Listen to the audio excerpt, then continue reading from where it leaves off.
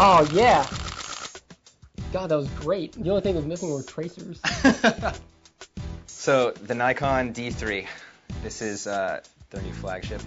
12 megapixels, full frame sensor, $5,000. Let's not forget that. Yeah, it's quite a beast. Although it's funny because it's 12.1 megapixels, which really isn't that many megapixels considering how much it costs. Well, you don't necessarily need it for this camera. This camera is based for photojournalists or sport shooters who need speed, accuracy. Say you're embedded in Kosovo somewhere, you will definitely get your shot with this. The Nikons have an exceptionally well designed body. And everything is very ergonomic from when you hold it to where the menus are. It's bright. The LCD screen was really easy to look at. Yeah, the LCD screen is huge. Totally, it's huge. Yeah. I think it's like 3 inches wide.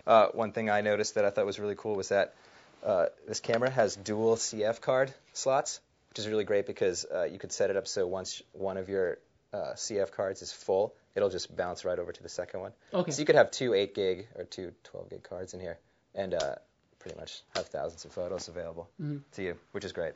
I actually took this out on Saturday nights to the roller derby here in the Bay Area. So the Oakland Outlaws versus the Richmond Wrecking Bells. I put the ISO up to 1600. Okay.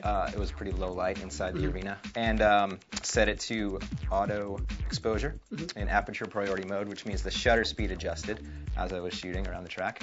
And tried to test out the tracking focus as the girls went around the track. Like basically auto tracking would like track something as it's like going around. Sure, so I should have been able to maintain focus on the girls as they went around the track, and it should have held the focus as they were coming and going. So it's all girls? It's all girls. That's pretty cool. So wait, how fast were these girls? I'm sorry to get back to the girls again, but what do the girls look like? They look like they could beat most of us up. The exposures were always dead on. I found the matrix metering in this camera was perfect. Okay, so wait, matrix metering? It's the auto metering. It basically takes 1,000 pixel segments and rounds out the exposure for you. It's auto exposure. Okay, so it's basically just fancy way of saying auto. It's auto exposure, yeah. Okay, we gave this a best out of test rating in Fall Test 2008. It got a 9 out of 10. Would you agree with that for right now, or? I think that camera would definitely rate that high. So it's $5,000 for just the body, right? Just the body. Okay, and this lens that Nikon sent us, this is not a kit lens? It's not their kit lens. It's a mid-range zoom, 28 to 70 millimeters. It's good for sort of all-around shooting if you don't know what situation you're going to be in. It goes from telephoto to wide angle. Say a roller derby. A roller derby or a war. Or war, something like that. They're both essentially the same things, really. Exactly. Right.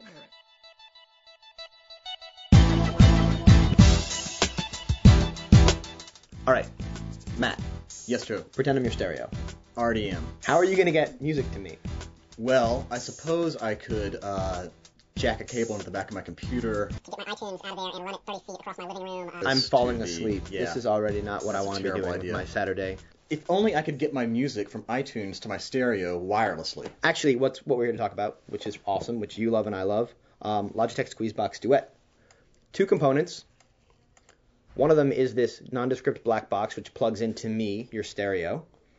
The other is this remote control, which you can carry with you throughout your house. And if my music on my computer is terrible, like because maybe I'm at Joe's house or something, I could even connect to the internet and pull some music off of Pandora or Last.fm and play that. Really? Let's try it. So let's see. So now I'm playing a little, I'm looking at my air supply here. Oh, nice. And ooh, play I'm All Out of Love. I was dialing it up. All Out of Love, and I'll just hit play. I'm all out of love. See, it totally works. And now I'm just going to pause that because that's terrible. Those guys really have not aged well. They haven't. But this has aged beautifully. It started off a little bit hard to set up. The first time Wired looked at it, we had some trouble setting it up. We did have some issues with it, but they had a really awesome firmware upgrade, which made the iTunes detection a lot more seamless. You've got a right and a left if you're doing just regular analog stereo. You have 2 audiophile outs, which are pretty good. An optical out for light pipe, and also a balanced coax, which is a really nice output, which works with high-end stereos. So Matt is our home audio and video wizard from Fall Test. And Matt, how did you like this?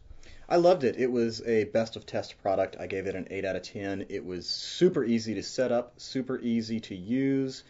It was also at a great price point. For $400, you can get, you can get your music piped all over the house. You can throw another one of these into the mix if you want to. And it's worth noting you can get one of these, just these receivers, for $150. So if I wanted to attach a couple of these around the house, one to my alarm clock radio, one to my home theater system, one in my shower, whatever. I can just keep adding $150 components to my home network and have this one remote controlling them all. And so it is a multi-room system.